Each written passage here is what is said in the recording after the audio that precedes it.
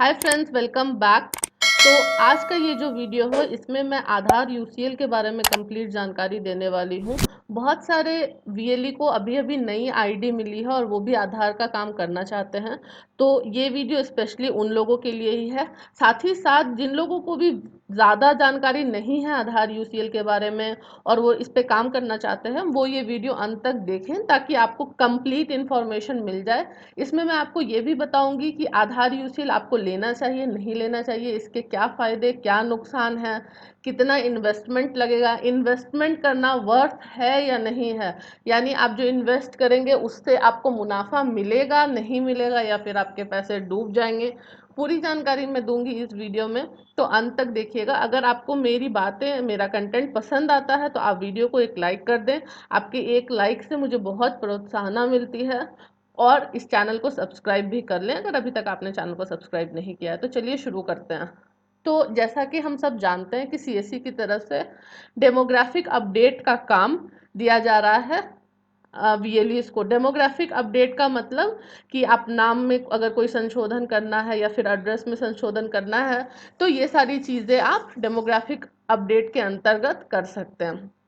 तो इसमें biometric update नहीं रहेगा और न्यू आधार इनरोलमेंट का काम भी नहीं दिया जा रहा है अभी फ़िलहाल सीएससी की तरफ से।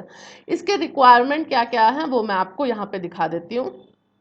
रिक्वायरमेंट दिखाने से पहले मैं आपको ये बता देती हूँ कि आपको रजिस्टर कैसे करना होता है। अगर आप एक वीएलई हैं, आपकी आईडी पासवर्ड आ गई है, वो एक्टिवेट हो गई है, तो आप ये जो यहाँ पे यूआरएल दिया गया है eseva.csccloud.in/UCL/, आप इस वेबसाइट पे जाइए और उसके बाद यहाँ पे मतलब आपको जाना होता है, यहाँ पे आप क्लिक करिए और आपको यहाँ पे रजिस्ट्रेशन का यानी पहले लॉगिन करना होगा, उसके बाद रजिस्ट्रेशन का डिटेल आता है, तो आप वहाँ पे रजिस्टर कर सकते हैं और कंटिन्यू कर सकते हैं। इसकी रिक्वायरमेंट क्या क्या होती है मैं आपको वो बताती हूँ। सबसे पहले कि आपके पास कोई ना कोई एक बैंक की बीसी होनी चाहिए, उसका कोड होना चाहिए।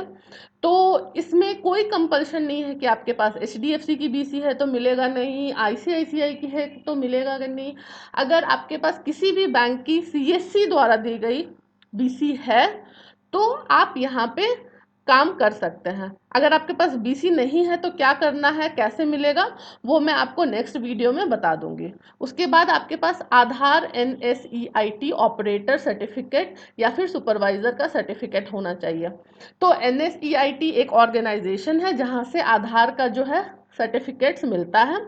तो आप ऑनलाइन पे जा कर के यहाँ पे एग्ज़ाम के लिए रजिस्टर कर सकते हैं। एग्ज़ाम पे रजिस्टर करने के बाद आपको एक टाइम दिया जाता है, टाइम का स्लॉट मिलता है, उस टाइम पे आपको एग्ज़ाम देना होता है। ठीक है, अगर इसके बारे में भी ज़्यादा जानकारी चाहिए तो आप मुझे नीचे कमेंट करके पूछ सकते हैं, मैं आपको जवाब दे दूँगी। तीसरी बात, आपका पुलिस वेरिफिकेशन होना चाहिए। ठीक है, तो पुलिस वेरिफिकेशन बहुत सारे स्टेट्स में ऑनलाइन हो जाता है। तो अगर आपने लास्ट 3 महीने में यानी जो भी ऑपरेटर है या फिर सुपरवाइज़र है, वो लास्ट 3 महीने में उन्होंने अगर अपना पुलिस वेरिफिकेशन कराया है तो दोबारा कराने की ज़रूरत नहीं है। अगर 3 महीने से पुराना है तो फिर से कराने की ज़रूरत होगी। और मैं यहाँ पे एक और क्वेरी आती है कि अगर ऑपरेटर का सर्टिफिकेट है एनएसईआईटी का तो उनको काम मिलेगा कि नहीं। कुछ लोग पूछते हैं सुपरवाइजर का है तो मिलेगा कि नहीं। दोनों में से कोई सा भी सर्टिफिकेट है आपके पास तो आप सीएससी के माध्यम से दिया गया डेमोग्राफिक अपडेट का काम कर सकते हैं। उसके बाद आपके पास एक लैपटॉप होना चाहिए। लैपटॉप की कॉन्फ़िगरेशन के लिए काफ़ी सारे वीडियो मैंने भी बना रखे हैं, मैं उसका लिंक दे दूंगी डिस्क्रिप्शन बॉक्स में, आप वहाँ पे चेक कर सकते हैं। यहाँ पे मैं बेसिक आपको ये बता देती हूँ कि बताया जा रहा है कि टीपीएम होना कंपलसरी है, टीपीएम 2.0 होना कंपलसरी है, 64 बिट का होना चाहिए, 8 GB रैम होनी चाहिए। तो ये सारी कॉन्फ़िगरेशन है जो उसमें होनी ही चाहिए तो ही आपका काम करेगा यूसीएल का जो सॉफ्टवेयर है, अदरवाइज नहीं करेगा। आई कोर 3 में भी काम कर रहा है, लेकिन जो शुरू में अपडेट मिली थी हमको उसके हिसाब से कोर 5 ही मांग रहा था, लेकिन अभी आई कोर 3 भी बोल रहे हैं तो उसमें भी काम हो जाता है। उसके बाद एचडीडी भी होनी चाहिए। तो ये सारी कॉन्फ़िगरेशन की डिटेल मैंने दूसरे वीडियो में दे रखी है। उसके बाद सिंगल आइरिस होनी चाहिए, फिंगरप्रिंट स्कैन डिवाइस होनी चाहिए, जीपीएस डिवाइस होनी चाहिए, TFT मॉनिटर होना चाहिए। उसके बाद आपकी जो एरिया होगी जहाँ पे आप सेटअप कर रहे हैं वहाँ पे वेटिंग एरिया होना चाहिए और कम से कम 5 लोग बैठ सके इतना इंतज़ाम होना चाहिए, यानी इतनी बड़ी जगह भी होनी चाहिए और आपको एक कुर्सी तो 5 लोगों के बैठने की लगानी होगी, ठीक है। उसके बाद ब्रॉडबैंड का कनेक्शन होना चाहिए और ब्रॉडबैंड के साथ साथ आपको स्टैटिक IP भी होना बहुत ज़रूरी है। तो स्टैटिक IP और ब्रॉडबैंड की वजह से काफ़ी सारे ग्रामीण क्षेत्रों में प्रॉब्लम हो रही है, लोगों को नहीं मिल रही है। तो उसके लिए मैंने दूसरी वीडियो बना रखी है कि आप कैसे ढूंढ सकते हैं कि आपके क्षेत्र में ब्रॉडबैंड कनेक्शन मिलेगा या नहीं। तो आप प्लीज़ वो वीडियो देख लीजिएगा, मैं उसे भी लिंक कर दूंगी डिस्क्रिप्शन बॉक्स में। उसके बाद CCTV कैमरा होना चाहिए, रैंप होना चाहिए, व्हील चेयर होना चाहिए अगर कोई दिव्यांग व्यक्ति वहाँ पे आता है तो उनके लिए। उसके बाद टोकन सिस्टम होना चाहिए और टॉयलेट की फैसिलिटी भी होनी चाहिए। तो इतनी सारी चीज़ होनी चाहिए, लेकिन क्या ये चीज़ें आपको पहले ही ले लेनी है अप्लाई करने से पहले? तो बिल्कुल भी नहीं, क्योंकि आपके पैसे बर्बाद हो सकते हैं। देखिए, ऐसा नहीं है कि जिनके जिनके पास बैंक BC है उनको सबको आधार UCL का काम मिल जा रहा है। तो आप क्या करें कि आप पहले आवेदन दे दें, अगर आपको सामने से कंफर्मेशन मिलती है तो उसके बाद ही आप इन्वेस्ट करें। इन्वेस्टमेंट आप मान के रखिए कि 1.5 से 2 लाख का तो होगा ही, क्योंकि यहाँ पे जो लैपटॉप की कॉन्फ़िगरेशन है वो 40,000 मिनिमम है, बट मोस्टली 55-60 हज़ार के आसपास ही वो लैपटॉप मिल रही है उस रेंज में। तो 55-60 हज़ार का सिर्फ लैपटॉप हो जाएगा। उसके बाद आपको आइरिस डिवाइस लेनी है, fingerprint scanner, GPS device, CCTV camera, काफ़ी कुछ लेना है। तो आप मान के रखिए कि 1.5 से 2 लाख इन्वेस्टमेंट होगी। अब मैं आपको एक चीज़ बताना चाहती हूँ यहाँ पे कि कुछ लोग अभी से कंप्लेन करना शुरू कर दिए हैं कि आधार के लिए 300 रुपये सिर्फ अपडेशन के लिए चार्ज किया जा रहा है। मैं यहाँ पे आपको दिखाती हूँ कि ये सूरज त्रिपाठी जी हैं।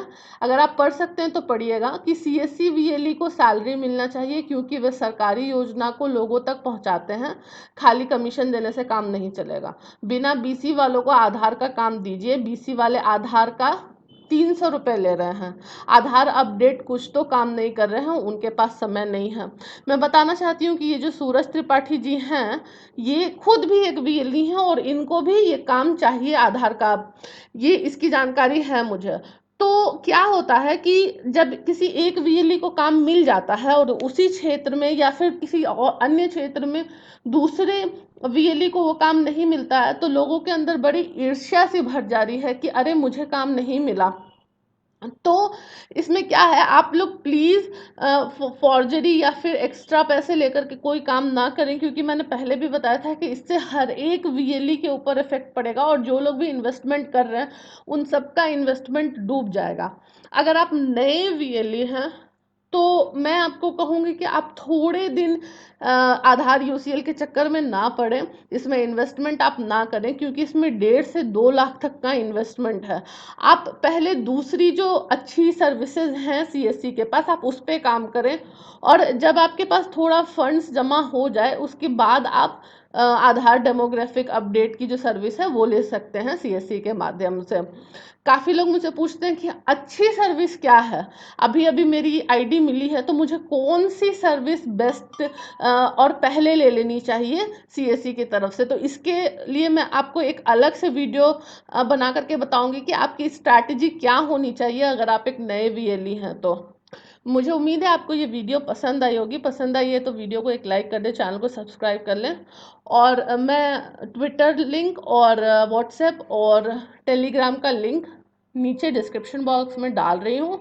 आप चाहें तो आप हमें ज्वाइन कर सकते हैं, वहाँ पे सभी लोग सभी सदस्य अपना अपना एक्सपीरियंस शेयर कर सकते हैं, तो हो सकता है कि कोई एक्सपीरियंस आपके भी काम आ जाए। Thank you.